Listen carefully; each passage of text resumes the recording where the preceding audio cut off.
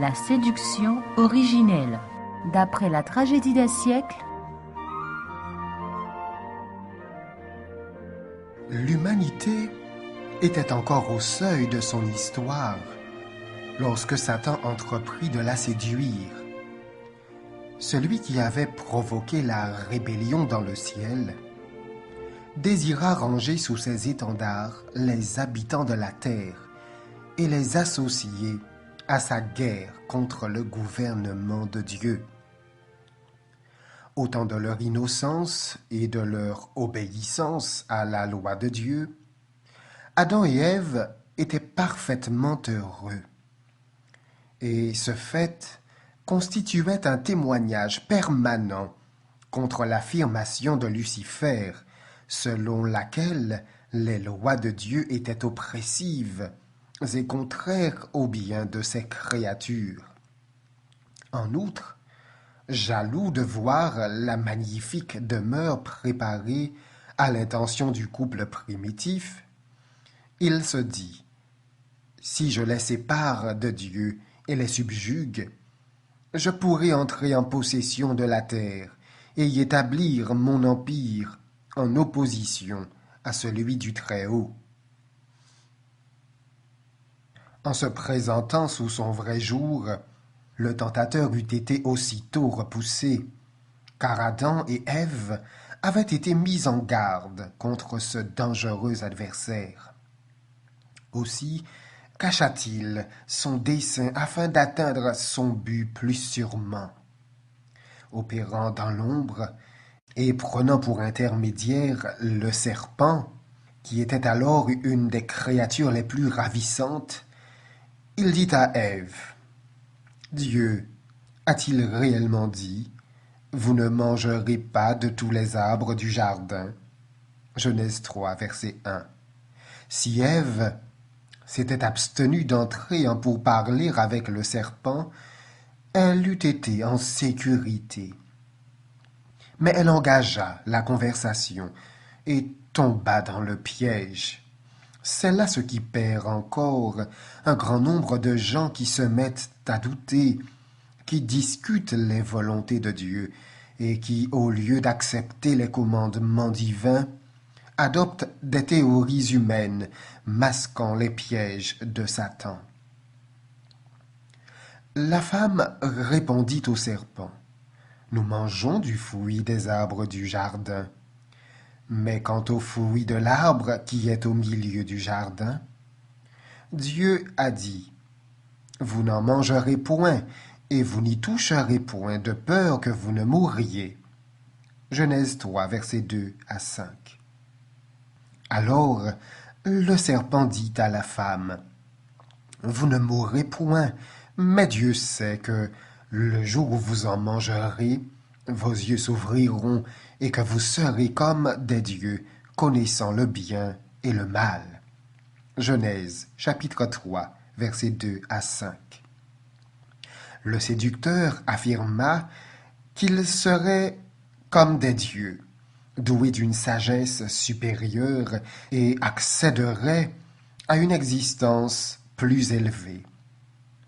Ainsi, la transgression prenait l'aspect d'une bonne action, et Satan se faisait passer pour le bienfaiteur de l'humanité. Ève céda à la tentation et entraîna Adam dans le péché. Sur la parole du serpent, ils crurent que Dieu ne ferait pas ce qu'il avait dit et suspectèrent leur Créateur d'attenter à leur liberté. Mais lorsqu'Adam eut péché, quelle signification prit pour lui la parole: le jour où tu en mangeras, tu mourras? Genèse 2, verset 17. Il ne tarda pas à voir que le tentateur avait menti. Dieu lui dit: tu es poussière, et tu retourneras dans la poussière. Genèse 3, verset 19. La déclaration de Satan: vos yeux s'ouvriront, était vraie dans un sens seulement. Après leur désobéissance, les yeux d'Adam et d'Ève s'ouvrirent sur leur folie. Ils connurent le mal et goûtèrent les fruits amers de la transgression. Au milieu du jardin était l'arbre de vie, qui avait la vertu de perpétuer l'existence. Si Adam était resté dans l'obéissance à Dieu, il eût continué d'avoir libre accès à cet arbre et eût vécu à toujours. Mais après son péché, exclu de l'accès à l'arbre de vie, il fut sujet à la mort. La sentence divine, tu es poussière et tu retourneras dans la poussière, ne visait à rien de moins qu'à la complète extinction de la vie. L'immortalité promise à Adam, à condition qu'il obéisse, étant compromise, Adam ne pouvait transmettre à sa postérité ce qu'il ne possédait plus. Et si Dieu n'avait, au prix du sacrifice de son Fils, remis l'immortalité à sa portée, l'humanité se fût trouvée sans espérance. La mort s'est étendue sur tous les hommes parce que tous ont péché. Mais Jésus-Christ a mis en évidence la vie et l'immortalité par l'Évangile. Romains chapitre 5, verset 12. Nous ne pouvons obtenir cette dernière que par lui. Jésus dit, « Celui qui croit au Fils a la vie éternelle. Celui qui ne croit pas au Fils ne verra point la vie. » Jean 3, verset 36. Quiconque veut se conformer aux conditions peut entrer en possession de ce don inestimable. Tous ceux qui par la persévérance à faire le bien cherchent l'honneur, la gloire et l'immortalité recevront la vie éternelle. Romains chapitre 2, verset 7.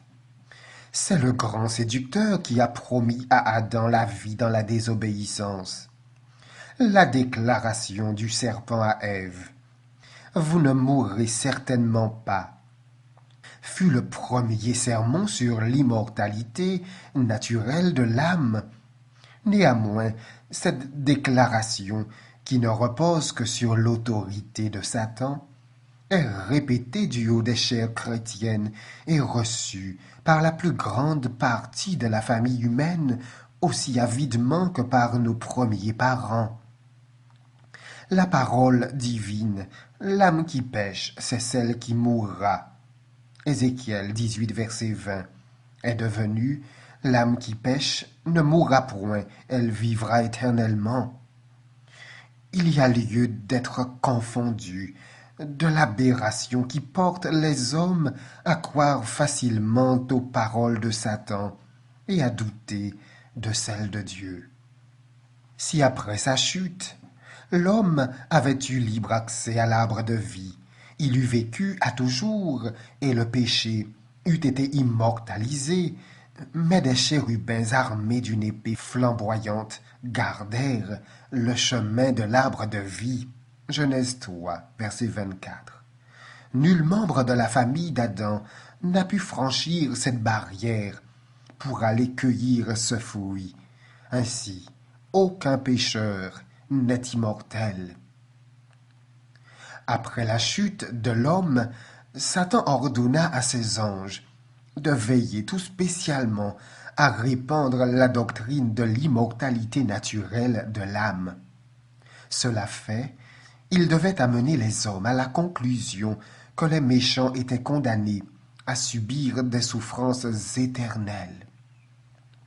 Par ses agents, le prince des ténèbres fait passer Dieu pour un affreux tyran qui plonge tous ceux qui lui déplaisent dans les flammes de l'enfer, où ils endurent des souffrances indicibles et se tordent dans des tourments sans fin, spectacle que l'Éternel contemple avec satisfaction.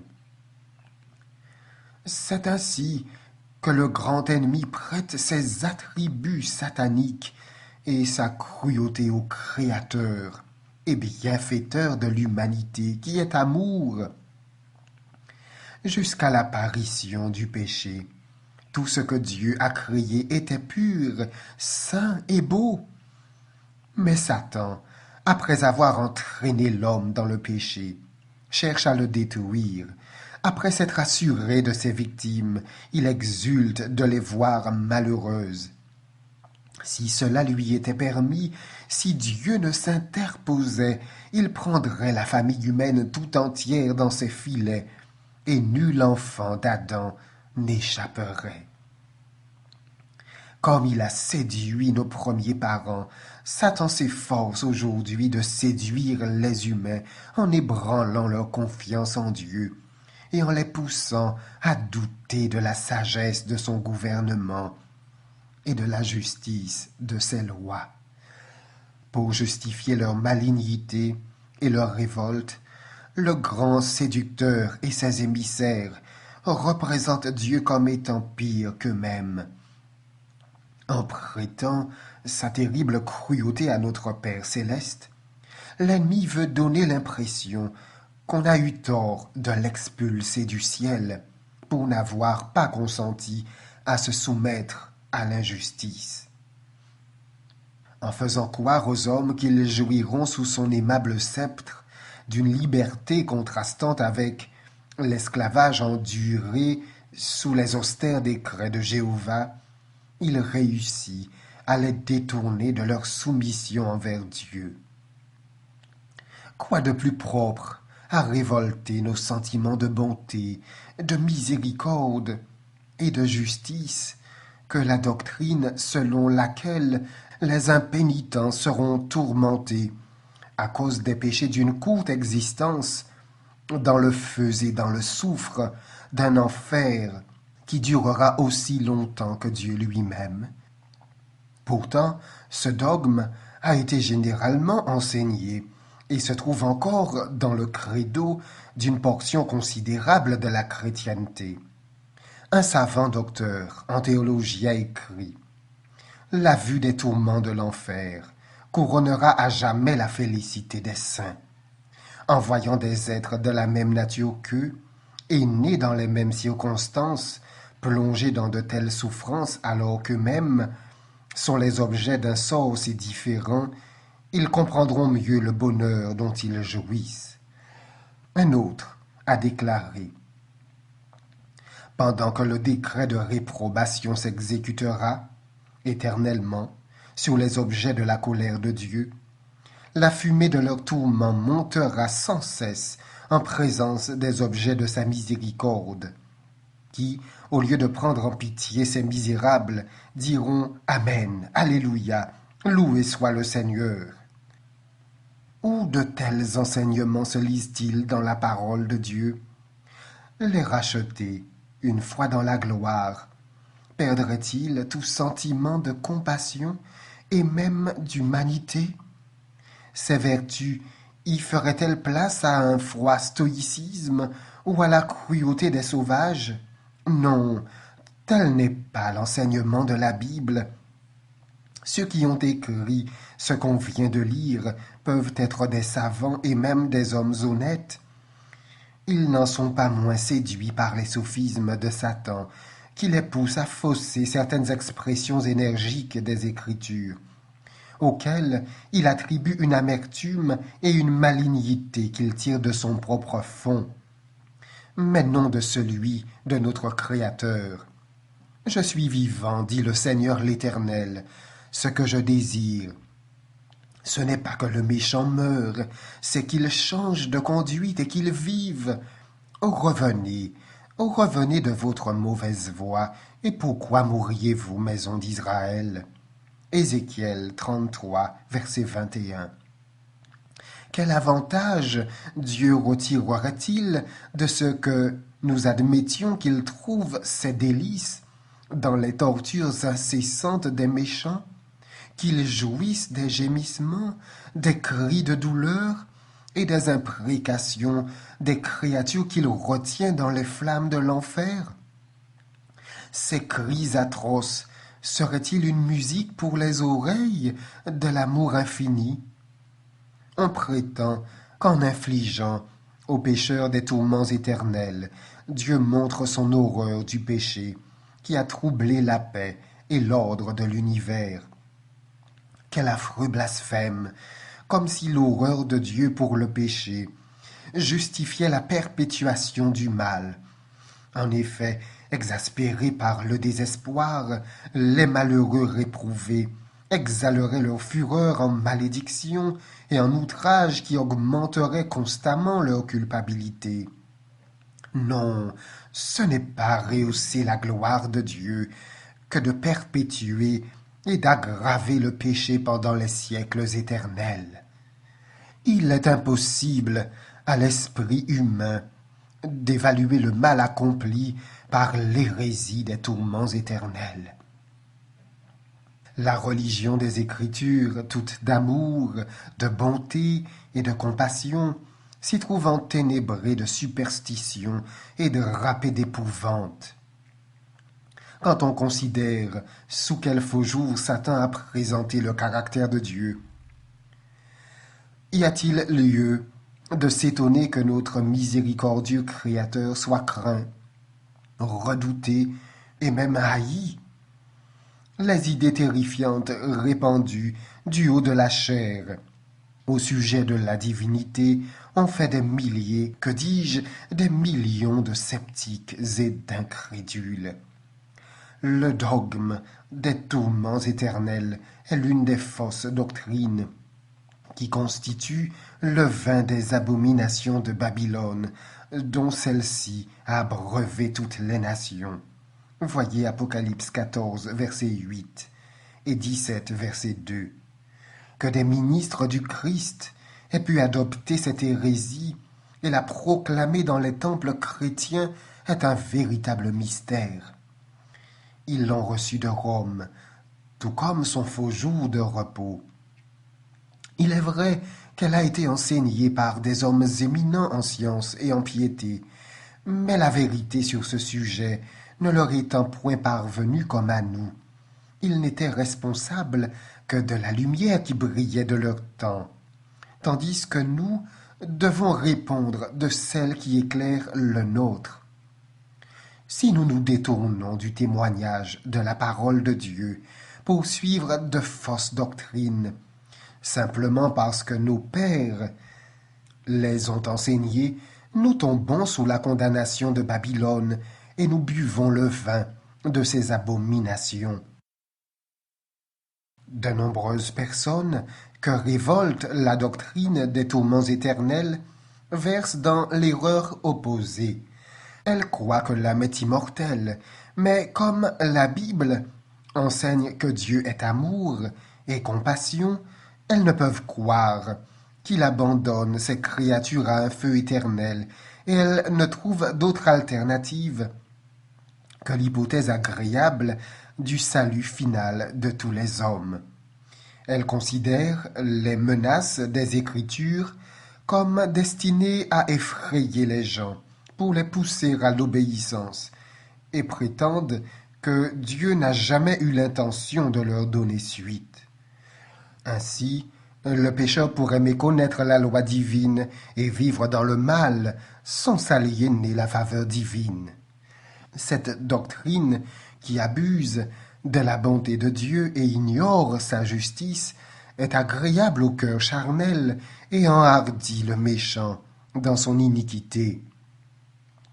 Il suffit de citer leurs propres déclarations pour montrer comment les partisans du salut universel tordent les Écritures pour soutenir ce dogme néfaste. À l'occasion des funérailles d'un jeune impie mort subitement d'un accident, un pasteur universaliste prit comme texte ce passage des Écritures. Le roi David était consolé de la mort d'Amnon. Voyez 2 Samuel, chapitre 13, verset 39.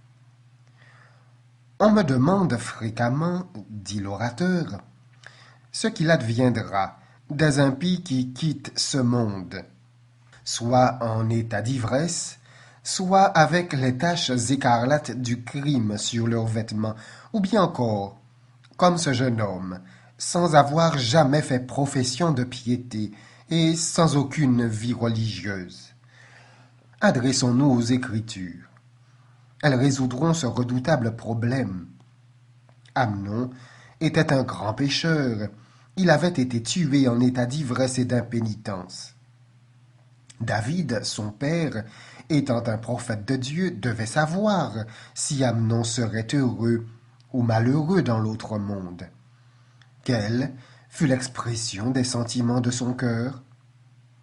Le roi David cessa de poursuivre Absalom, car il était consolé de la mort d'Amnon. Quelle conclusion découle de ce langage? À coup sûr que les tourments éternels ne faisaient pas partie des croyances de David. Et nous trouvons ici un argument triomphant en faveur de l'hypothèse plus agréable, plus lumineuse, plus conforme aux compassions de Dieu, du triomphe ultime et universel de la pureté et de la paix. Il se consola de la mort de son fils. Pourquoi? Parce que son regard prophétique, embrassant un glorieux avenir, lui montrait ce fils éloigné de la tentation, affranchi de l'esclavage et purifié des souillures du péché, admis enfin, après un stage suffisant de purification, dans l'assemblée des esprits bienheureux, au séjour de la félicité.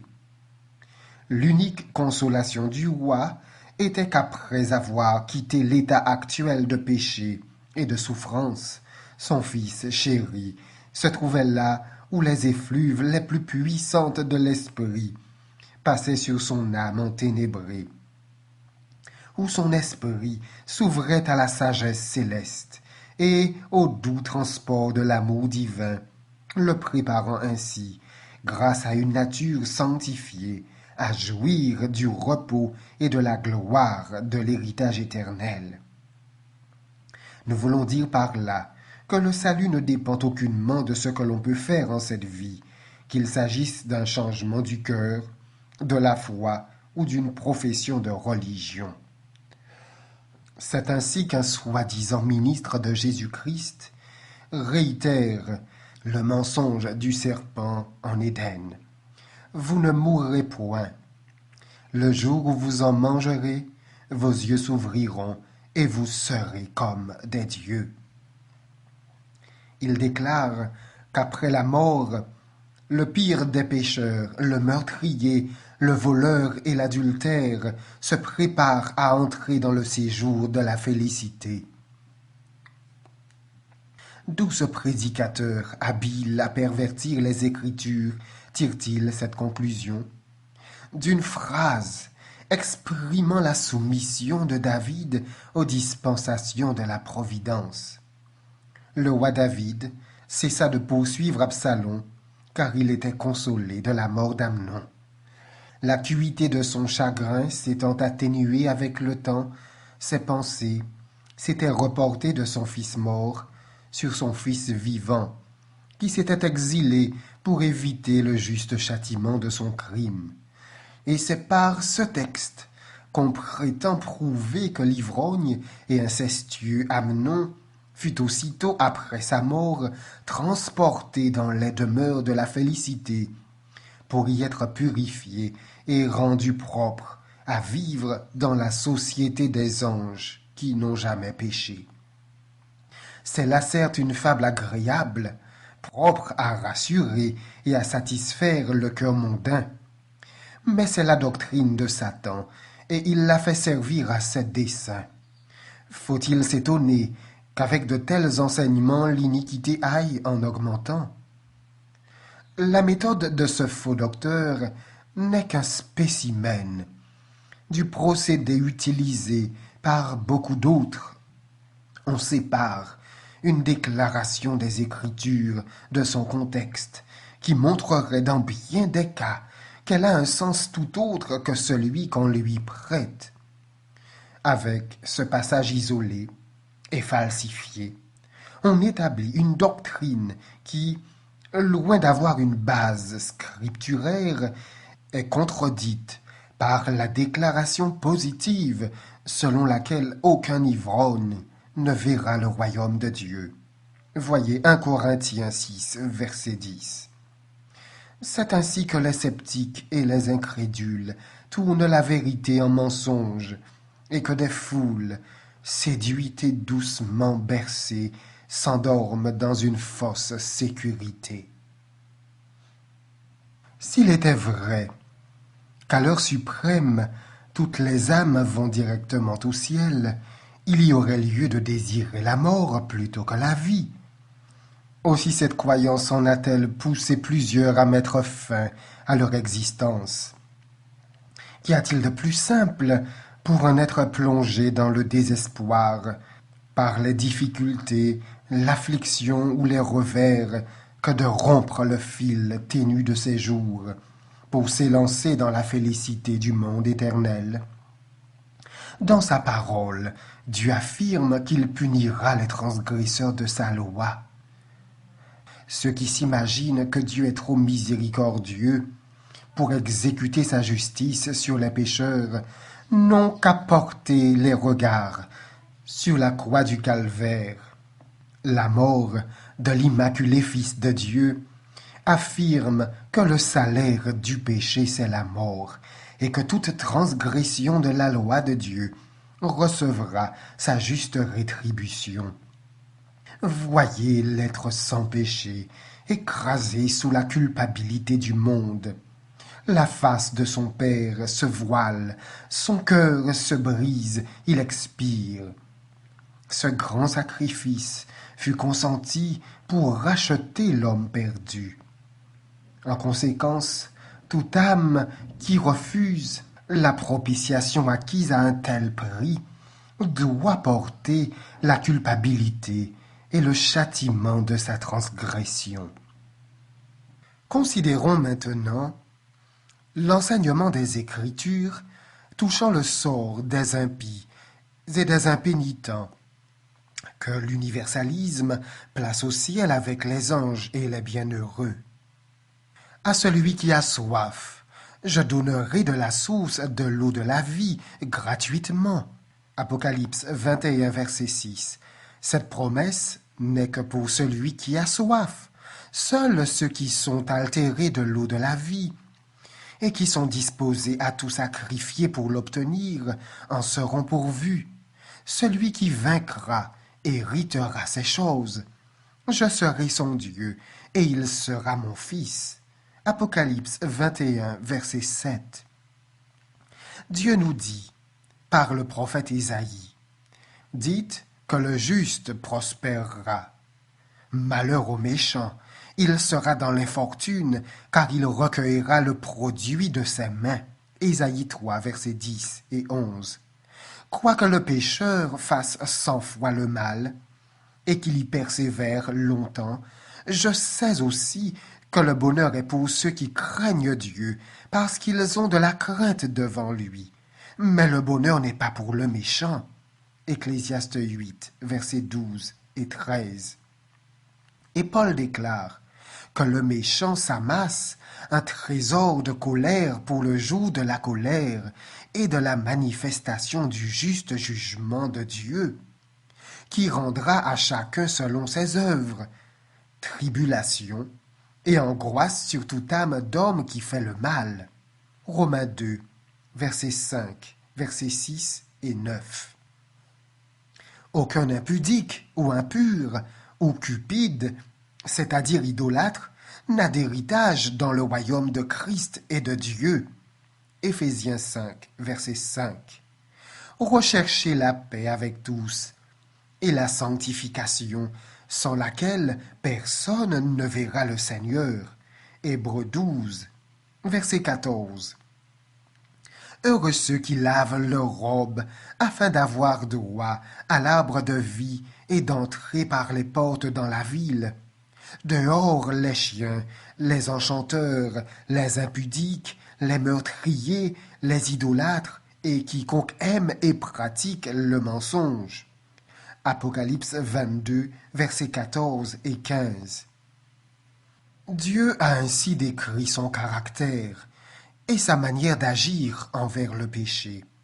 L'Éternel, l'Éternel Dieu miséricordieux et compatissant, lent à la colère, riche en bonté et en fidélité, qui conserve son amour jusqu'à 1000 générations, qui pardonne l'iniquité, la rébellion et le péché, mais qui ne tient point le coupable pour innocent. Exode 34, versets 6 et 7. L'Éternel détruit tous les méchants. Les rebelles sont tous anéantis. La postérité des méchants est retranchée. Psaume 145, verset 20. Psaume 37, verset 38. S'il est vrai que la puissance et l'autorité du gouvernement divin s'emploieront à écraser la révolte, les manifestations de la justice rétributive seront cependant conformes au caractère du Dieu miséricordieux, compatissant et lent à la colère. Dieu ne violente ni la volonté, ni le jugement de personne. Il ne prend aucun plaisir à une obéissance basée sur la crainte. Il désire que ses créatures l'aiment parce qu'il mérite leur amour et qu'elles lui obéissent parce qu'elles ont une juste appréciation de sa sagesse, de sa justice et de sa bonté. Aussi, toute personne qui a une vraie conception de ses attributs l'aimera et se sentira attirée vers lui par l'admiration qu'il inspire. Les principes de bonté, de miséricorde et d'amour que Jésus a enseigné et manifesté dans sa vie émanent du caractère de Dieu. Il n'enseignait que ce qu'il avait reçu de son Père. Les principes du gouvernement divin concordent parfaitement avec ce précepte du Sauveur. Aimez vos ennemis. Dieu exécute ses jugements sur les méchants, tant pour le bien de l'univers que pour le bien de ceux qui les subissent. Il les rendrait heureux s'il le pouvait, sans déroger aux lois de son gouvernement et sans porter atteinte à la justice de son caractère. Il les entoure des gages de sa bienveillance. Il leur accorde la connaissance de ses lois et leur réitère les offres de sa bonté. Mais ils font fi de son amour. Ils transgressent sa loi, repoussent sa miséricorde. Ils sont constamment l'objet de bienfaits, mais ils déshonorent celui qui les leur accorde. Ils haïssent Dieu parce qu'ils savent qu'il abhorre leurs péchés. Mais bien que le Seigneur tolère longtemps leur perversité, l'heure décisive sonnera enfin où leur destinée sera fixée. Enchaînera-t-il alors ces rebelles à ses côtés? Les contraindra-t-il à faire sa volonté? Ceux qui ont choisi Satan pour chef et qui ont été dominés par son ascendant ne sont pas qualifiés pour paraître en la présence de Dieu. L'orgueil, la ruse, l'immoralité, la cruauté se sont implantés dans leur caractère. Pourront-ils entrer au ciel pour y cohabiter avec ceux qu'ils ont haïs et méprisés sur la terre? La vérité ne sera jamais appréciée par un menteur. L'humilité ne fera jamais l'affaire de l'orgueilleux et du présomptueux. La pureté ne plaira pas aux licencieux. Un amour désintéressé est sans attrait pour l'égoïste. Quelle jouissance le ciel pourrait-il offrir à ceux qui se laissent entièrement absorbés par des intérêts terrestres et personnels? Si ceux qui ont passé leur vie dans la révolte contre Dieu pouvaient être soudain transportés, là où dans une atmosphère de sainteté, toutes les âmes débordent d'amour et où tous les visages rayonnent de joie, s'ils entendaient les accords sublimes de la musique céleste et y contemplaient les flots de lumière qui, émanant de la face de Dieu, enveloppent les élus, pourraient-ils se joindre aux phalanges célestes et supporter l'éclat de la gloire de Dieu et de l'agneau? Certainement pas. Des années de grâce leur ont été accordées pour se préparer à entrer dans le séjour de la félicité. Mais ils ne se sont jamais appliqués à aimer la pureté et à parler le langage du ciel. Maintenant il est trop tard. Une vie de rébellion contre Dieu les a disqualifiés pour le royaume. La pureté, la sainteté et la paix qui y règne les mettraient à la torture. La gloire de Dieu serait pour eux un feu consumant. Ils ne demanderaient qu'à s'enfuir de ce saint lieu. Ils appelleraient sur eux la destruction pour échapper à la présence de celui qui les a rachetés. La destinée des injustes résulte de leur choix. De la part de Dieu, elle est un acte de justice et de miséricorde. Les feux du dernier jour proclament, de même que les eaux du déluge, que le méchant est incurable.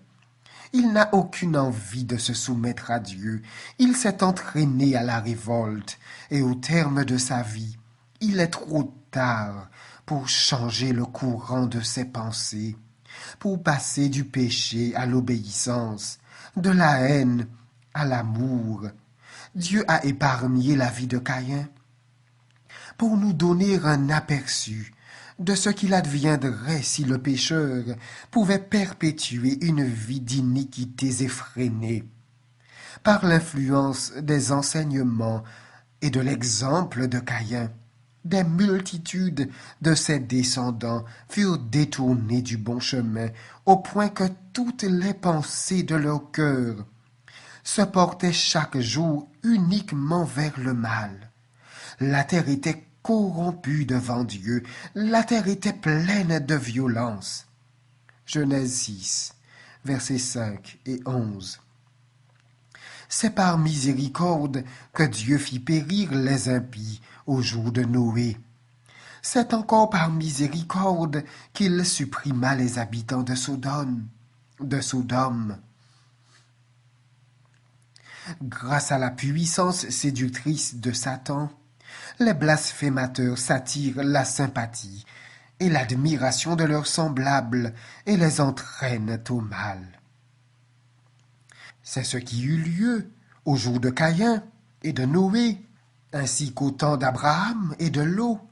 Il en est de même de nos jours. C'est par compassion pour l'univers que Dieu détruira finalement les contenteurs de sa grâce. Le salaire du péché, c'est la mort, mais le don gratuit de Dieu, c'est la vie éternelle en Jésus-Christ notre Seigneur. Romains 6, verset 23. Tandis que la vie est l'héritage des justes, la mort est la part des méchants. Moïse dit à Israël, « Je mets aujourd'hui devant toi la vie et le bien, la mort et le mal. » Deutéronome 30, verset 15. La mort mentionnée dans ce passage n'est pas celle qui résulte de la sentence prononcée sur Adam et que subit toute la famille humaine. C'est la seconde mort qui est mise en contraste avec la vie éternelle. En conséquence du péché d'Adam, la mort a passé sur l'humanité. Tous les hommes descendent dans la tombe, mais grâce au plan du salut, tous seront rappelés à la vie. Il y aura une résurrection des justes et des injustes. Voyez Acte 24, verset 15. Comme tous meurent en Adam, de même aussi tous revivront en Christ. 1 Corinthiens 15, verset 22. Une distinction est faite entre les deux classes de ressuscités. Tous ceux qui sont dans les sépulcres entendront sa voix et en sortiront. Ceux qui auront fait le bien ressusciteront pour la vie, mais ceux qui auront fait le mal ressusciteront pour le jugement. Jean 5, versets 28 et 29. Ceux qui seront jugés dignes de participer à la résurrection des justes sont proclamés heureux et saints. La seconde mort n'a point de pouvoir sur eux. Apocalypse 20, verset 6. Ceux qui ne se sont pas assurés le pardon par la transgression et par la foi devront subir la peine de leur transgression, le salaire du péché. Leur châtiment, selon leurs œuvres, variera quant à son intensité et quant à sa durée. Mais pour tous, il se terminera également par la seconde mort. Étant donné que Dieu ne saurait, tout en étant miséricordieux et juste, sauver le pécheur dans ses transgressions, il le prive d'une existence qu'il a compromise et dont il s'est montré indigne. Un écrivain inspiré a dit « Encore un peu de temps, et le méchant n'est plus. Tu regardes le lieu où il était, et il a disparu. » Et un autre « Les nations seront comme si elles n'eussent jamais été. » Psaume 37, verset 10, Abdias 16. Couvertes d'infamie, elles disparaissent dans un oubli éternel. Ainsi prendra fin le péché, avec toutes les misères et toutes les ruines dont il est la cause. Le psalmiste écrit « Tu détruis le méchant, tu effaces leur nom pour toujours et à perpétuité. Plus d'ennemis, des ruines éternelles. » Psaume 9, versets 5 et 6. Transporté dans les sphères célestes, Saint Jean entend un hymne universel de louange que ne trouble aucune note discordante. Toutes les créatures qui sont dans les cieux et sur la terre rendent gloire à Dieu. Voyez Apocalypse, chapitre 5, verset 13. On n'y entendra nulle part des réprouvés blasphémer Dieu et se tordre au sein des tourments éternels, mêlant leur rugissement au chant des rachetés. La doctrine de l'état conscient des morts repose sur l'erreur fondamentale d'une immortalité naturelle. Cette doctrine, comme celle des tourments éternels, est contraire aux enseignements de l'Écriture, à la raison et à tout sentiment d'humanité. Selon la croyance populaire, les rachetés qui sont dans le ciel savent tout ce qui se passe sur la terre, et tout spécialement ce qui se rapporte aux amis qu'ils y ont laissés. Mais comment la connaissance des peines, des fautes, des souffrances et des déceptions de leurs bien-aimés pourrait-elle s'accorder avec leur félicité? De quel bonheur céleste pourraient jouir des êtres célestes qui planeraient sans cesse autour de leurs amis terrestres? Et n'est-il pas révoltant de songer qu'un impénitent n'a pas plutôt rendu le dernier soupir, que son âme est plongée dans les flammes de l'enfer? Quelles tortures ne doivent pas éprouver ceux qui ont vu un ami inconverti descendre dans la tombe à la pensée de le voir entrer dans une éternité de souffrance? Beaucoup ont perdu la raison dans cet affreux cauchemar. Dans les Écritures, David affirme que les morts sont inconscients. Leur souffle s'en va, ils rentrent dans la terre, et ce même jour, leurs desseins périssent. Psaume 146, verset 4. Salomon exprime la même pensée. Les vivants, en effet, savent qu'ils mourront, mais les morts ne savent rien. Et leur amour, et leur haine, et leur envie ont déjà péri. Et ils n'auront plus jamais aucune part à tout ce qui se fait sous le soleil. Il n'y a ni œuvre, ni pensée, ni science, ni sagesse dans le séjour des morts où tu vas. Ecclésiaste 9, verset 5, verset 6 et verset 10. Quand, en réponse à la prière du roi Ézéchias, le Seigneur eut accordé à celui-ci un sursis de vie de 15 ans, ce prince, dans sa reconnaissance, fit monter vers Dieu l'action de grâce suivante. Ce n'est pas le séjour des morts qui te loue, ce n'est pas la mort qui te célèbre. Ceux qui sont descendus dans la fosse n'espèrent plus en ta fidélité. Le vivant, c'est celui-là qui te loue, comme moi aujourd'hui. Ésaïe 38, versets 18 et 19.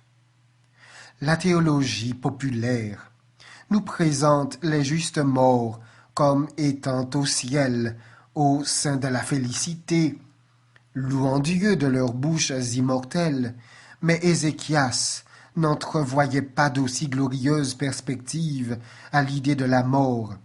Il s'accorde avec le psalmiste. Celui qui meurt n'a plus ton souvenir. Qui te louera dans le séjour des morts?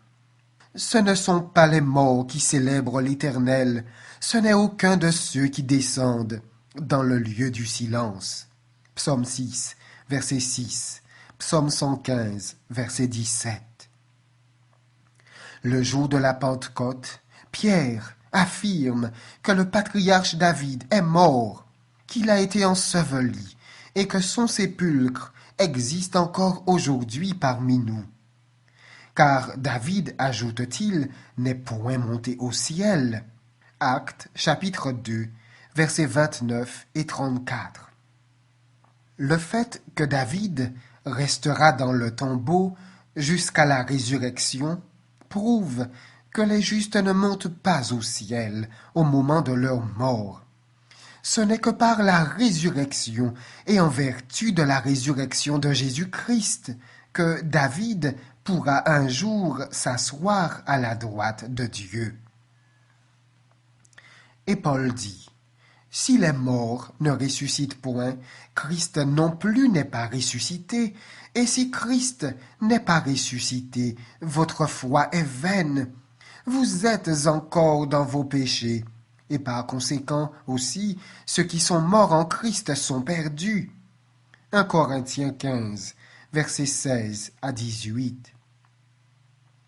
Si 4000 ans durant, les justes étaient montés directement au ciel en mourant, comment Paul aurait-il pu dire que s'il n'y a point de résurrection, ceux qui sont morts en Christ sont perdus?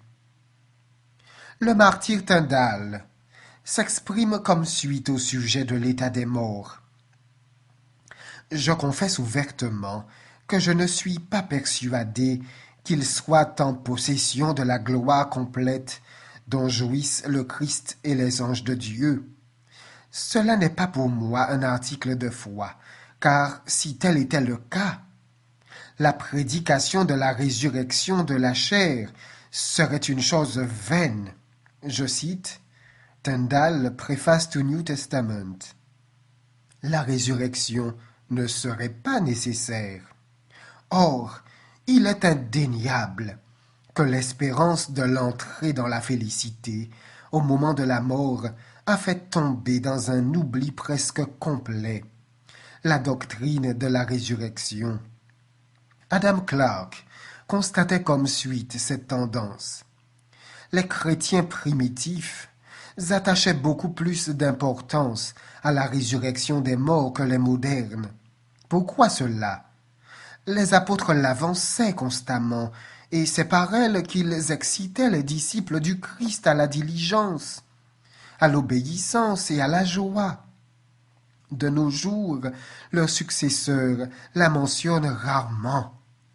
Il n'y a pas dans l'Évangile de doctrine qui soit mieux mise en relief, mais il n'y en a point qui soit plus tenue à l'écart dans la prédication actuelle.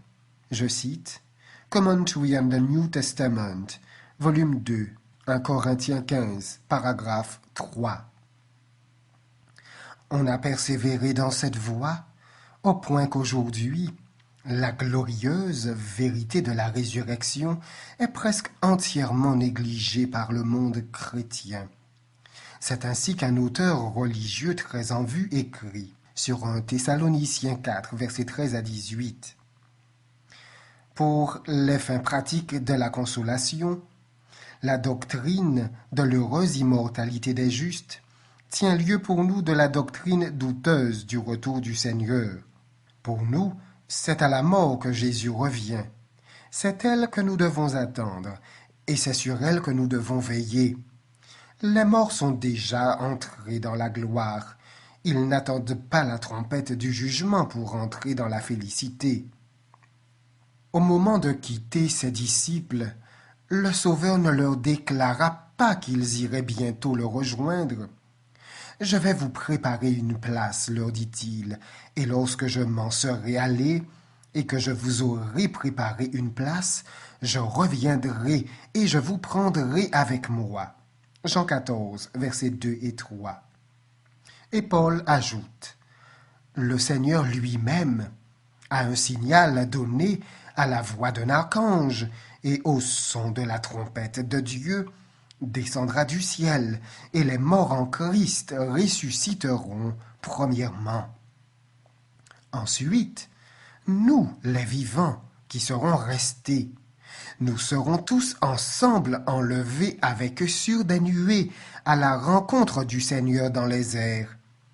Et ainsi, nous serons toujours avec le Seigneur. » Il conclut en disant, « Consolez-vous donc les uns les autres par ces paroles. » 1 Thessaloniciens 4, versets 16 à 18.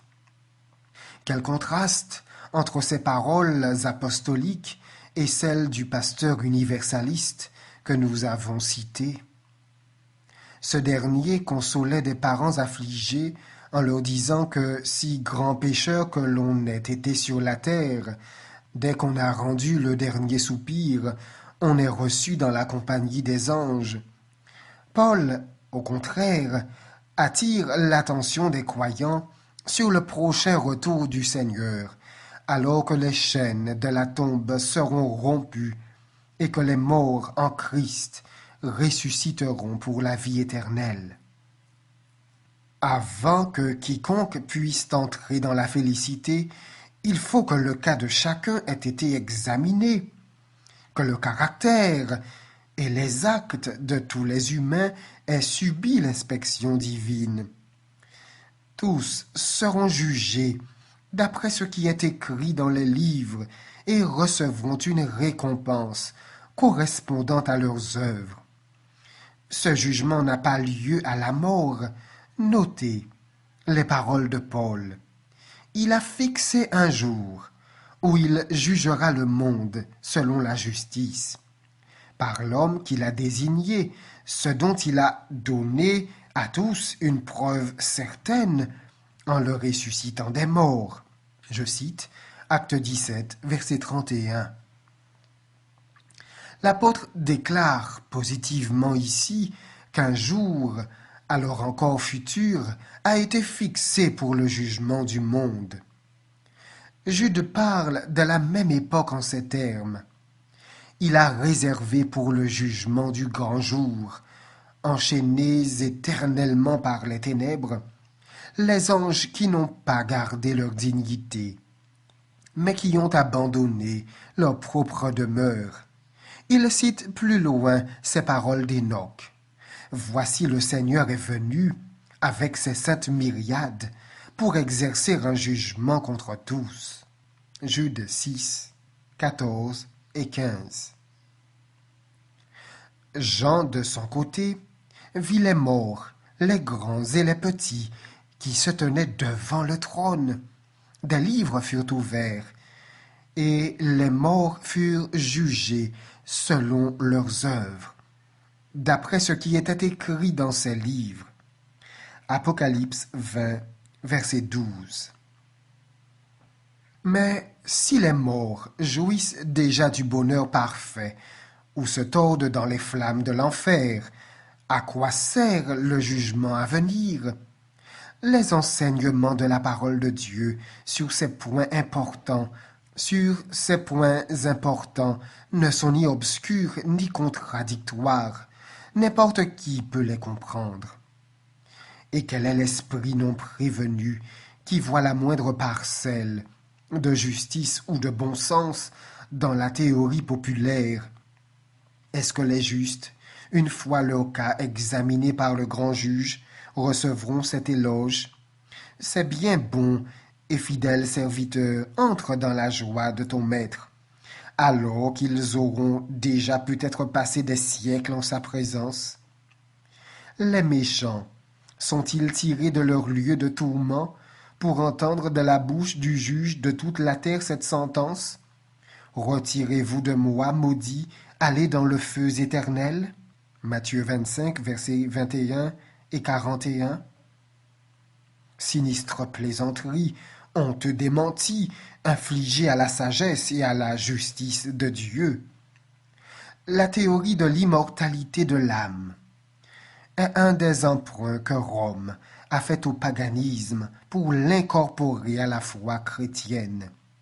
Luther mettait le dogme de l'immortalité de l'âme au nombre des fables monstrueuses qui constituent la boue des décrétales romaines.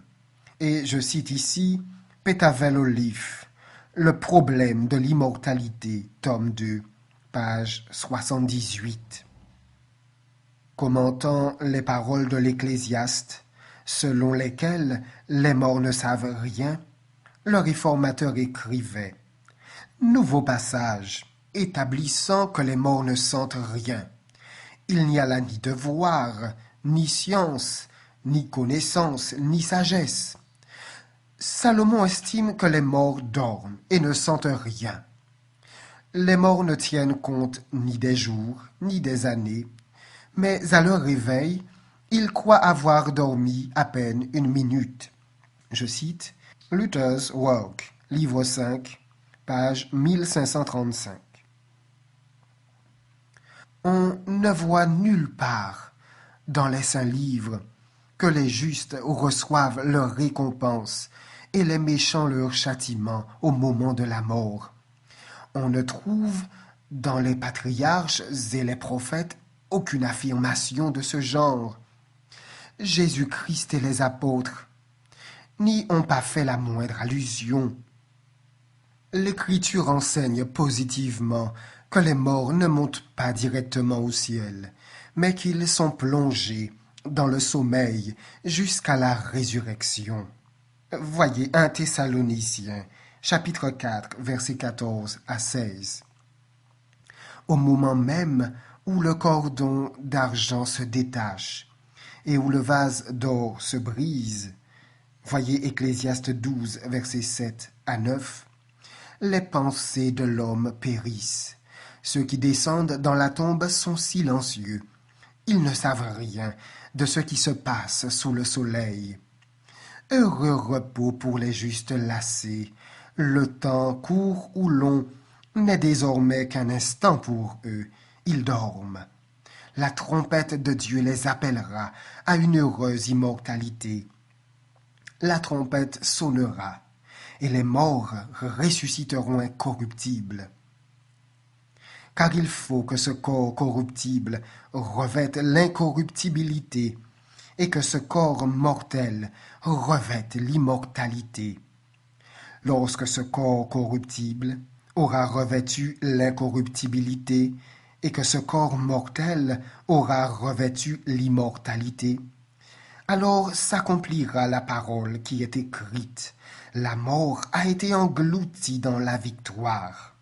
1 Corinthiens 15, versets 52 à 55. Dès qu'ils sortiront de leur profond sommeil, ils reprendront le cours de leurs pensées là où ils l'ont laissé. Leur dernière sensation les plongeait dans les affres de la mort. Leur dernière impression fut de tomber sous la puissance de la mort. Dès qu'ils sortiront de la tombe, leur première pensée s'exprimera par ce cri triomphant « Ô mort, où est ta victoire? Ô mort, où est ton aiguillon ?»